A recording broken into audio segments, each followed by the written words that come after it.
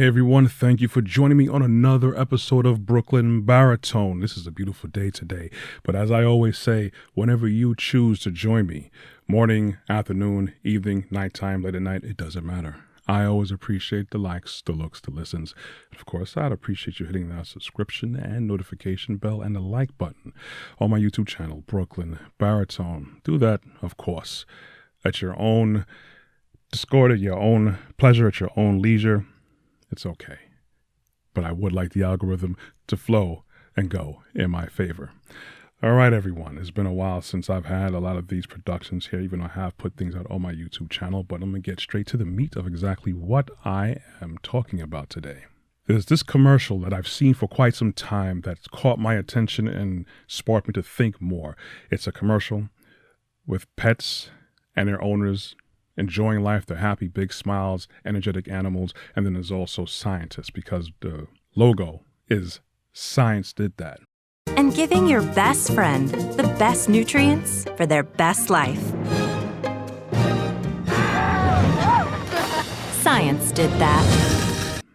So when I think about Science Did That, of course, with, promoting good health and everything, which what we believe science is supposed to do. The problem that I thought is that there's so much thing that science has done that promoted kind of our downfall. So let me get into it a little bit more. See, the fact that science as we know it is a catalyst to many problems. Mainstream science is what developed and promoted a lot of ailments in us and our pets. So I did some digging on that when I just saw that Science Did That commercial. Let's see what else science did. Well, according to the Banfield Pet Hospital of Portland, Oregon, pet ailments have been on the rise yearly. Pets have been diagnosed with more and more obesity, high blood pressure, and diabetes. Doesn't that sound like it correlates to something very familiar with a lot of us, especially in the Western culture, especially in this country here in America? So going further, a study published by the American College of Veterinary Internal Medicine showed an increase of cancer in dogs. Between 1985 and 2002 was a study from various parts of the world.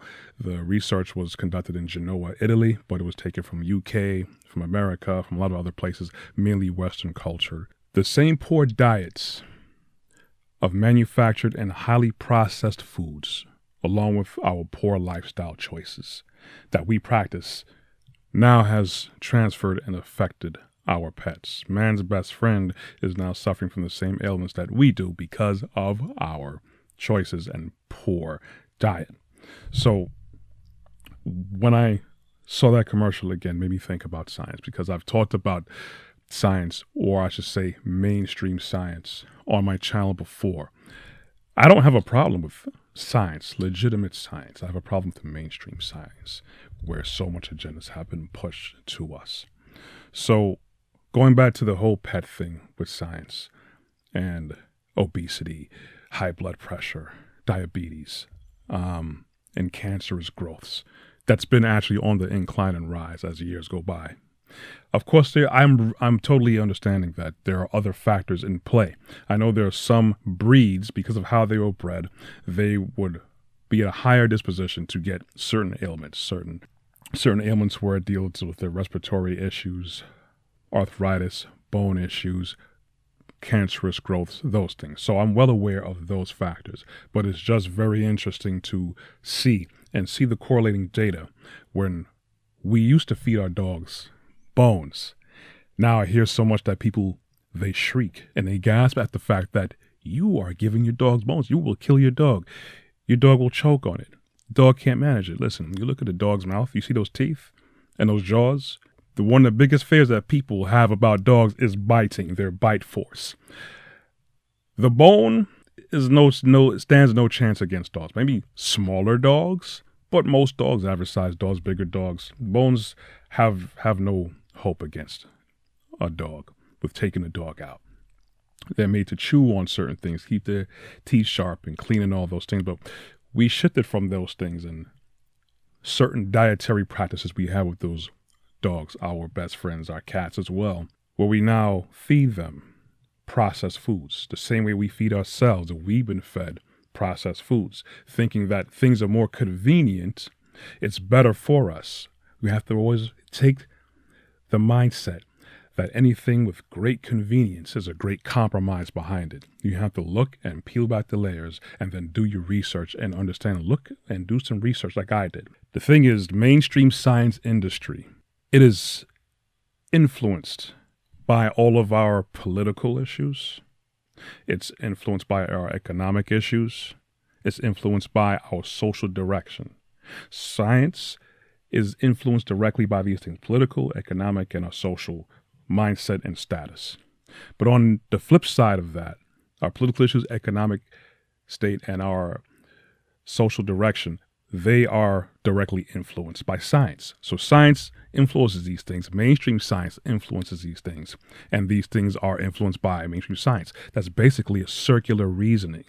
Because when you look at how much things that's pushed consistently, and we just trust the think tanks, we trust the science industry a whole lot with our well-being, which you figure, okay, these are people who are dedicated to thinking, to doing research, with the funding is there. But that's the problem. Because I want to talk about what else science has done. Science has promoted racism for centuries.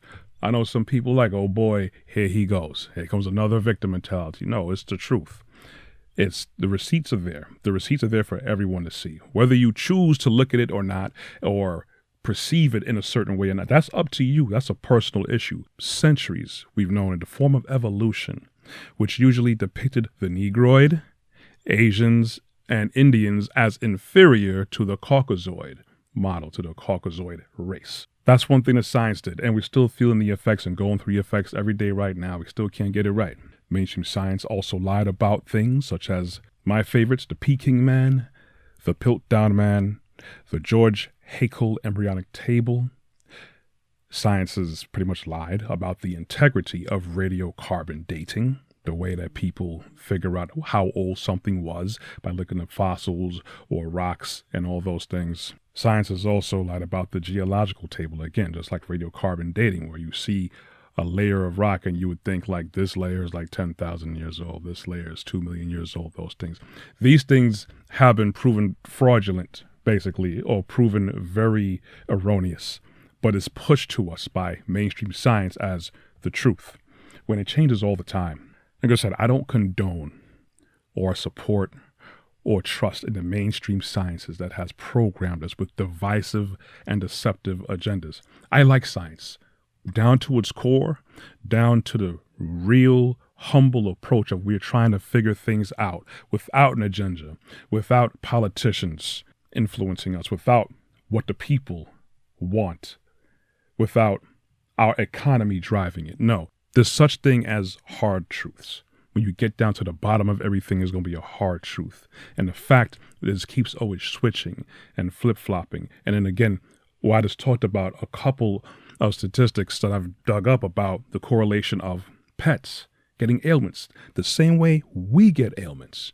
When before, so much ailments that we get and animals got never existed 50 years ago, 100 years ago, 40 years ago, 60 years ago. It's in direct correlation to our lifestyle and how we eat. It's right there in front of us. We don't need finite, mainstream, divisive science, quote unquote science, to show us the way. Because basically, when we do that, we're putting our trust in man. We're putting our trust in ourselves, which we should have a certain level of competency. We should have a certain level of confidence to know that we should be able to get where we need to get as a people. But we've been trying to do that for a long time.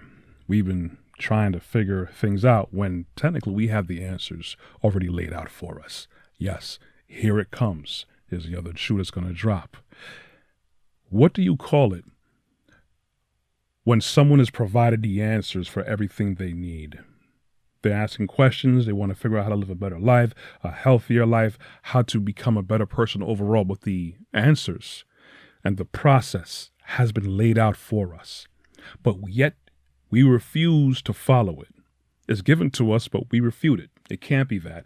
I'm going to trust scientists. The same scientist that's lied about things, the same scientist that always changes their data, moved the goalposts. Another thing that science also has done was divide friends, co-workers, and family. Remember, when you follow the science. This was what we went through, a pandemic of the unvaccinated. And here we are, years later, the same thing with people who resisted that, unfortunately, are being proven right. Where we believe the scientists, we believe the data, we believe famous people like a Bill Gates, which he has should have any kind of authority at all with medications and stuff. He's, go somewhere and go fix my laptop. Don't tell me about population control and wanting to make more processed meats or telling me to shoot vaccines up. We look at people like Fauci when he's had definitely a checkered past. And the receipts are there for people like this to see what they have said and what they have done. You could know them by their fruits. We see all these things here and we keep trusting it, which I don't understand. It's very asinine. It's very disheartening to me.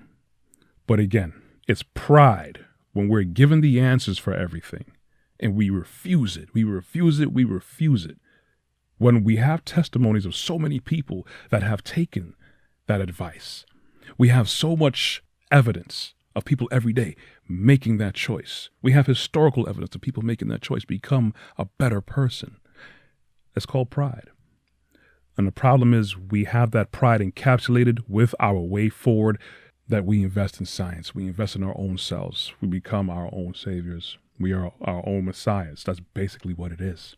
In order to get a solution for a problem, we have to come outside of the mindset that caused the problem.